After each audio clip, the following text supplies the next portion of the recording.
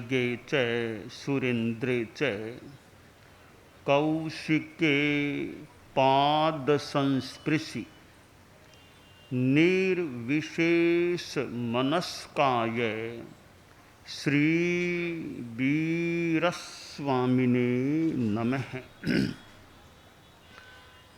आर्हत वाङ्मय में कहा गया है, पुरीसा तुममेव तुमं मित्तम किं बहिया मित्त मिच्छसि। हमारी दुनिया में मित्र भी होते हैं, मित्र बनाए जाते हो सकते हैं। शास्त्र में कहा गया कि पुरुष तुम ही तुम्हारे मित्र हो, तुम स्वयं अपने मित्र हो। फिर बाहर मित्र की खोज क्यों कर रहे हो? एक निश्चय नय की भूमिका की यह बात प्रतीत होती है कि आत्मा स्वयं हमारी मित्र है। और लगता यही है, वास्तविक मित्र हो सकती है तो हमारी आत्मा हो सकती है, हमारा प्रभु, हमारा शरणदाता बन सकता है। आत्मा मित्र भी बन सकती है तो आत्मा शत्रु भी बन सकती है। एक जगह कहा गया है शास्त्र में, अप्पामित्त ममित्तम च दुप्पठीय सुपठियो, कि आत्मा मित्र है और आत्मा अमित्र है। अब प्रश्न है, आत्मा मित्र कैसे और आत्मा अमित्र कैसे, शत्रु कैसे? शास्त्र में बताया गया, जो आत्मा सत प्रवृत्ति में संलग्न है, सुप्रतिष्ठित है, सद्भावों में है, सदाचार में है, माने कि वह आत्मा अपनी मित्र है। और जो आत्मा दुष्प्रवृत्ति में संलग्न है, वह आत्मा खुद की शत्रु बन जाती है। दुरात्मा खुद की शत्रु है और महात्मा सदात्मा अपनी मित्र बन सकती है। जो आत्मा अहिंसा में संलग्न है, वह खुद की मित्र है, और हिंसा के भावों में आत्मा चली गई तो अपनी शत्रु बन जाती है। गुस्से में है तो आत्मा शत्रु है, और क्षमा के भाव में है तो आत्मा खुद की मित्र है। अहंकार में है तो शत्रु है, और निरहंकारिता विनम्रता के भावों में आत्मा है तो मित्र है। माया में संलग्न आत्मा शत्रु है, ऋजुता में स्थित आत्मा अपनी मित्र है। लोभ में गई हुई आत्मा शत्रु है, और संतोष के भाव में लीन आत्मा अपनी मित्र है। धर्म में स्थित आत्मा मित्र है, अधर्म आत्मा अपनी शत्रु है। तो हम अपनी आत्मा को अपना मित्र बनाएं। दूसरे भी मित्र बनाए जाते हैं, मैं कोई उसका खंडन या विरोध नहीं करता। व्यवहार की दुनिया है, एक निश्चय की दुनिया है। व्यवहार में और भी मित्र बनाए जाते हैं, कल्याण मित्र की बात भी होती है। तो बाहर के मित्र बनते हैं तो वहाँ भी एक दूसरे का कोई आध्यात्मिक हित साधने का भी प्रयास हो तो बहुत ज़्यादा अच्छी बात हो सकती है। तो आत्मैव यात्मनो बंधु रात्मैव रिपुरात्मनः है। आत्मा ही आत्मा का बंधु है और आत्मा ही आत्मा की रिपु बन जाती है। यह जो शास्त्र की बात है कि तुम स्वयं अपने मित्र हो, इस पर हम विचार करें, ध्यान दें कि मेरी आत्मा मेरी कितनी मित्र बनी हुई है। कहीं मेरी आत्मा मेरी शत्रु तो नहीं बन रही है। हम धर्म के मार्ग पर चले, सदाचार के मार्ग पर चले, सन्मार्ग पर चले, हमारी आत्मा हमारी मित्र बन सकेगी। गलत रास्ते पर चलेंगे, अधर्म पथ पर चलेंगे, कुमार्ग पर चलेंगे तो हमारी आत्मा हमारी दुश्मन भी बन सकती है। हम लोग धर्म से जुड़े हुए हैं और जैन शासन से जुड़े हुए हैं। जैन शासन जहाँ वर्तमान अवसर्पिणी में इस भरत क्षेत्र में 24 तीर्थंकर हो चुके हैं। प्रथम तीर्थंकर भगवान ऋषभ हुए और अंतिम व 24वें तीर्थंकर भगवान महावीर हुए। नमो 24 तीर्थगराणं उसभादि महावीर पज्जव साणाणम। आवश्यक प्रतिक्रमण में कहा गया है, श्रमण प्रतिक्रमण की वाणी है कि 24 को 24 तीर्थंकरों को नमस्कार। ऋषभ आदि और महावीर पर्यवसान कुल 24 तीर्थंकर हैं, उनको हमारा नमस्कार है। लोगस्य उज्जोयगरे उक्कित्तनम का पाठ प्रसिद्ध है हमारे यहाँ। एक लोगस्य का पाठ बोलने से 24 तीर्थंकरों में प्रत्येक तीर्थंकर को नाम पूर्वक सुविधिनाथ के 2 नाम के साथ बंधन हो जाता है और एक स्तुति हो जाती है, कुछ भावना, कुछ प्रार्थना भी हो जाती है। तो 24 तीर्थंकरों को बंधन करने का एक छोटा सा पाठ उक्कित्तनम लोगस्य का पाठ है। अच्छा पाठ है। कोई कोई तो लोगस्य की माला फिरने वाले भी हो, तो एक पूरे लोगस की माला जप लेते हैं, ऐसे भी हो सकते हैं। तो यह बड़ा पवित्र एक वीतराग तीर्थंकरों को बंधन का पाठ है। जैन शासन में समता की बात है, जैन शासन में अहिंसा की बात है, संयम की बात है और तप की बात है।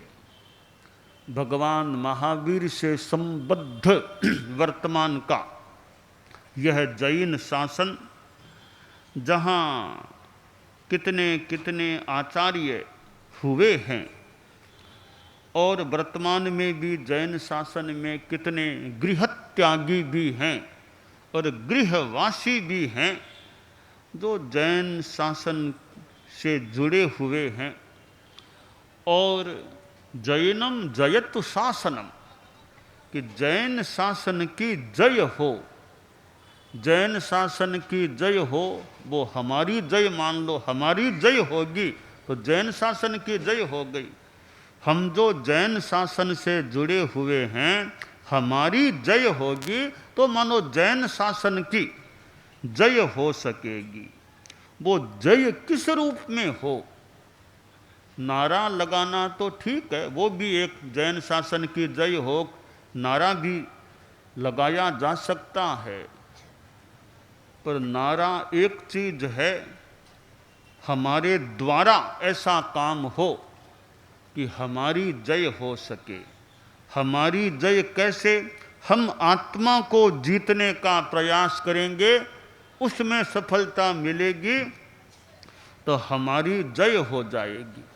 कि भगवान महावीर की जय हो, बहुत एक भक्ति युक्त बात हो सकती है, पर भगवान महावीर की जय तो हो गई, वो तो मोक्ष पधार गए।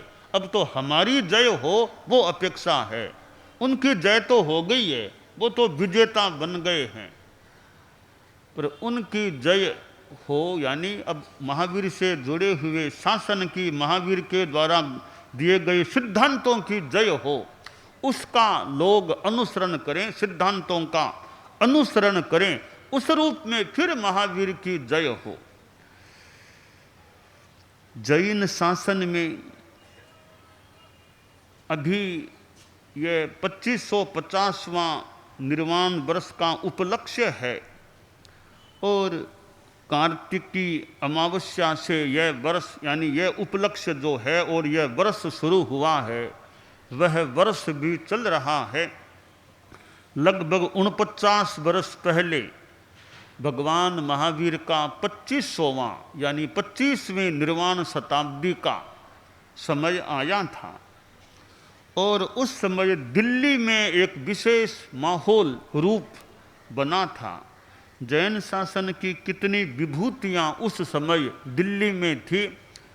परम पूज्य आचार्य श्री तुलसी, तो हमारे परम पूजनीय गुरुदेव, उनका चतुर्मास भी सन 1974 का दिल्ली में था। और भी जैन शासन के कितने उस वर्ष में दिल्ली में थे।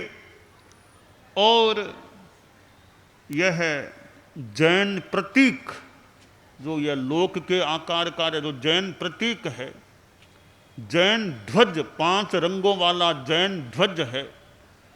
और एक समन सुत्तम नाम से ग्रंथ, जो उन दिनों का वो प्रयास की एक मान्य ग्रंथ हो। संभवतः ये 3 चीजें भगवान महावीर की 25वीं निर्वाण शताब्दी के निमित्त से, एक संदर्भ से तैयार हुई थी। एक जैन प्रतीक, एक जैन ध्वज और एक जैन ग्रंथ समन सुत्तम। ये 3 चीजें संभवतः उस उपलक्ष्य में, उस समय, उन दिनों में सामने आई थी। तो जैन शासन में इतने गृहत्यागी हैं आचार्य, साधु, निर्ग्रंथियाँ, इधर इतने श्रावक श्राविकाएं, यह तो एक सीमा की बात है। और भी कई लोग जैन धर्म से प्रभावित हो सकते हैं, जैन धर्म के सिद्धांतों से इम्प्रेस्ड हो सकते हैं, यूँ और भी कोई लोग हो सकते हैं। जन्मना जैन होना एक बात है, कर्मणा जैन हो जाना वो भी एक अपने आप में। जन्म से भले जैन नहीं है, पर आचरणों में जैनत्व है। तो जैन धर्म जहाँ राग द्वेष विजय की बात है, परम पूज्य आचार्य श्री महाप्रज्ञ जी जो प्रेक्षा ध्यान कराते थे, प्रेक्षा ध्यान के शिविर अभी भी लगते हैं। और कैसे हम आत्मा के निकट जा सकें, आत्मा की ओर जा सकें, और कैसे हमारी साधना या समता की साधना, राग द्वेष मुक्ति की साधना वह अच्छी चले। तो जैनम जयतु शासनम, जैन शासन की विजय हो, जय हो। तो जैन शासन के अनुयायी हैं, वे अच्छी साधना करें और दूसरों को भी जैन धर्म के, जैन शास्त्रों के सिद्धांतों की, जैन विद्या के विचारों की, कंसेप्ट्स की जानकारी दी जाए। परम पूज्य आचार्य श्री तुलसी के समय हमारे धर्म संघ में समन श्रेणी शुरू हुई कि साधु लोग मान लो दूर विदेश की यात्रा नहीं कर सकते, पर कोई ऐसी श्रेणी हो जो बाहर भी धर्म का, जैन धर्म का प्रचार कर सके, कार्य कर सके। समन श्रेणी शुरू हुई और अमेरिका में Houston, new Jersey Miami, Orlando, या वहाँ सेंटर भी, यानी वहाँ समणियाँ रहती भी हैं, और लंदन में भी समणियाँ रहती, और भी कहीं यत्र तत्र इधर उधर समणियों का जाना विदेशों में हो जाता है, विभिन्न विदेशों के नगरों में जाना हो जाता है। तो भी जैन धर्म और अध्यात्म की, योग, ध्यान, अहिंसा जैन धर्म है ही, इन सब का समुचित प्रचार। और भारत के बाहर भी कितने जैन परिवार रहते हैं, जैन लोग रहते हैं। अब उनके छोटे बच्चे हैं, अब जो जैन धर्म को मान लो जानते ही नहीं हो, अब समणियाक और भी कोई जाने वाले जो हों वो उनको बताएं तो उनको जैन धर्म की जानकारी मिले। और आज तो ऑनलाइन का भी एक उपाय है, भारत में बैठे बैठे भी कुछ विदेशों में अपनी बात पहुंचाने का प्रयास कर सकते हैं। तो जैनम जयतु शासनम, कि जैन धर्म के अनुयायी हैं उनमें अच्छे संस्कार हों, उनका भोजन कैसा है, नॉन वेज के प्रति no no, non veg no, non veg या नो है या नहीं, नशा मुक्त जीवन है या नहीं, और ये ड्रग्स आदि आदि चीज़ें हैं, नशीली चीज़ें हैं, इनसे बचे रहने का प्रयास है या नहीं।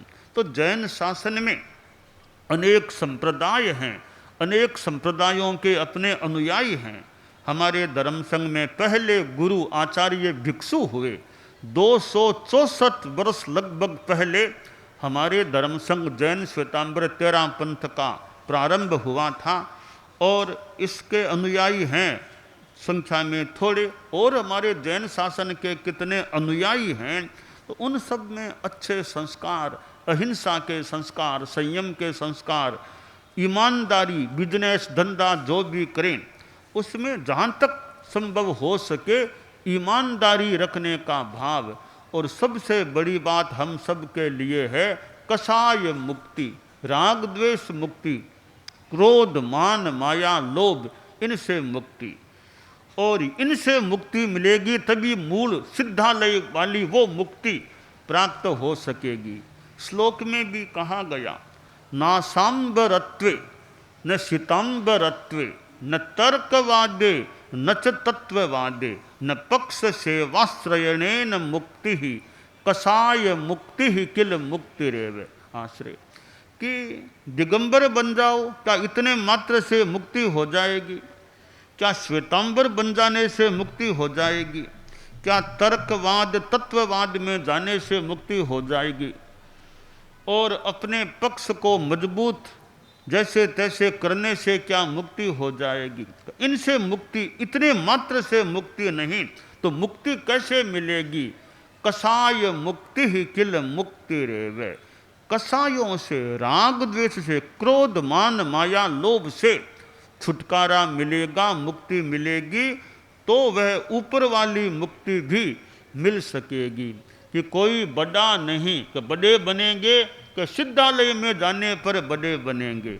और सिद्धालय में भी सिद्ध शिला से ऊपर मान लो, ठेठ अलोक से सटे हुए जब बन जाएंगी हमारी आत्मा, सिद्धावस्था में अलोक से सटी हुई, तो वहाँ एकाकार मान लो, मोटा मोटी सब एकाकार आत्मा है। दिगंबर श्वेतांबर कोई भेद वहाँ नहीं रहेगा, सब एकाकार हैं। तो खैर ये भेद हैं, ये अपनी अपनी परंपराएं व्यवस्थाएं हैं, पर अभेद भी कितना है, हम अभेद पर भी ध्यान दें। भेद में छिपा हुआ भेद के साथ अभेद कितना है, उस अभेद को भी देखें। थोड़े भेद हैं तो हैं, ठीक है, अपने मैत्री का भाव रहना चाहिए। तो जैनम जयतु शासनम, इसके लिए अपेक्षा है फालतू बैर विरोध का भाव नहीं, पवित्र मैत्री भाव हो, अच्छी संयम की साधना चले, अच्छी तपह आराधना चले। तो कल आप पधारे थे, आए थे, कल भी वार्तालाप हुआ, आज पुनः कार्यक्रम भी साथ में हो रहा है। पुष्पदंत सागर जी महाराज तो चेन्नई में मिले थे, उनके साथ प्रोग्राम भी हुआ था, प्रश्नोत्तर का वो प्रोग्राम भी चला था। और वो हमारे पास सुबह सुबह वहाँ संभवतः एक बार पधार गए तो उनके साथ हुआ था। और तरुण सागर जी महाराज जो दिल्ली में उनके साथ भी प्रोग्राम हुआ था, वे तो नहीं रहे। आज प्रमाण सागर जी महाराज का साथ में यहाँ उपस्थिति हो रही है, तो जैन शासन की आध्यात्मिक उन्नति होती रहे, हम दूसरों की भी आध्यात्मिक सेवा जितनी हो सके करते रहें, यह काम्य है।